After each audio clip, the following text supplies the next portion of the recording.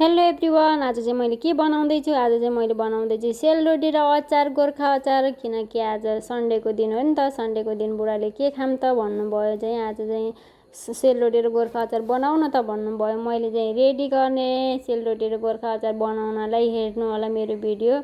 मैले चाहिँ कसरी बनाउने छु। मैले चाहिँ प्याज र मटरहरू सबै काटेर रेडी बनाएको थिएँ नि त पहिला। अनि सबै मैले मिक्स गरेँ। अनि तिल सबै रेडी बनाएको थिएँ। अब चाहिँ मैले हालेर मिक्स गरेँ। नुन हालेँ, थोरै टिमुरको धुलो हालेँ, हरियो धनियाँ हालेँ, अनि मेथी डढाएर खुर्सानी डढाएर अब चाहिँ थोरै बेसार पनि हालेँ। अब माथिदेखि हालेँ। अब यो मैले निम्बुको सट्टा चाहिँ मैले इम्ली हालेको है। इम्लीले टेस्ट राम्रो निकाल्छ, इम्ली हाल भनेर भन्नुभएको थियो नि त आफै लिएर आउनु भएको बाहिरदेखि। अनि मैले चाहिँ रेडी पारेँ अचार।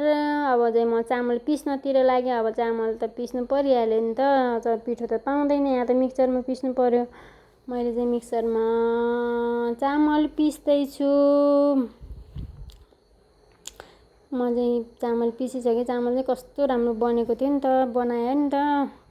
पहिलाको मिक्सर चाहिँ मेरो एकचोटि पहिला किनेको थिएँ, यति राम्रो बनाउँथ्यो नि। मिक्सरले कति राम्रोसँग पिस्दो रहेछ कि। मैले चाहिँ पिसिसकेँ। भाँडा सानो भयो क्या मुस्ने। अहिले पिठो ऊ भएर हो, पछि त ठिक भइहाल्छ। फेरि मुस्दाखेरि चाहिँ मैले घिउ हाल्छु थोरै। यो घिउ पनि घरदेखि ल्याएको थिएँ नि त, डब्बा खत्तम भयो। आज चाहिँ सोरसार पारेर हालेको, काटेर मैले काटेर सकाइदिएँ। घिउ हालेँ थोरै। अनि मैले थोरै चिनी हाल्छु। मैले चिनी हालेर अनि मोसेर राखिदिन्छु थोरै बेर। अनि यस्तो गऱ्यो भने राम्रो हुन्छ नि त सेलरोटी।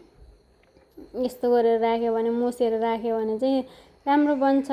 अनि थोरै थोरै पानी हालेर एकछिनपछि मैले चाहिँ थोरै थोरै पानी हालेर मुसेँ। किनकि यो चिसो पिठो थियो नि त, भिजाएको चामलको पिठो हो नि त, त्यही भएर चाहिँ अघि पिठो धेरै थियो। अब भिजाउँदा त घट्छ नि त। अहिले चाहिँ घट्यो, अघि चाहिँ धेरै थियो, डबरामा धेरै भएको थियो नि त, पोखेला जस्तो भएको थियो। अहिले चाहिँ कम भयो। अब यस्तो भिजाएको चामलको चाहिँ ऊ हुन्छ नि त, पिठो धेरै देखिन्छ, तर मुस्दाखेरि पानी धेरै लाग्दैन। अलिअलि गरेर मैले हालेर चाहिँ पिठो रेडी पारिसकेँ। पिठो चाहिँ रेडी भयो। फेरि आज यो क्यामेरा पनि के भएको कुन्नी, मैले सिधा बनाउँछु भनेको बाङ्गो भएछ के। पछि हेर्दा त ऊ भएछ, ठिकै छ। यस्तै भयो भने मैले भनेर भिडियो चाहिँ एडिट गरेँ। मलाई त पिठो मुस्दा र अचार बनाउँदा त मेरो नाना यस्तो कपडा हेर्नु त, कपडा यस्तो भिजिसकेको थियो पसिनाले। कस्तो गर्मी पो थियो। अब किचनमा बस्दा त गर्मी भइहाल्छ बनाउँदाखेरि। मैले रोटी बनाउन स्टार्ट गरेँ। रोटी बनाउने सामग्री हेर्नु त मेरो कस्तो छ। मैले चाहिँ केही किनेको थिएन नि त, खाना मन लागेपछि त जुटिहाल्छ। मैले चाहिँ ओख्ली चाहिँ बिचमा राखेँ। यो मसला कुट्ने ओख्ली हुन्छ नि, त्यो चाहिँ बिचमा राखेर बनाउँदैछु। रोटी चाहिँ राम्रो भएको थियो। बनाउँदा बनाउँदै 3टा 4वटा रोटी खाइसक्नु भयो। अझै फेरि भन्दै हुनुहुन्छ मिठो भएको छ। ठिकै छ, मैले चाहिँ बनाएर खत्तम गरिसकेँ।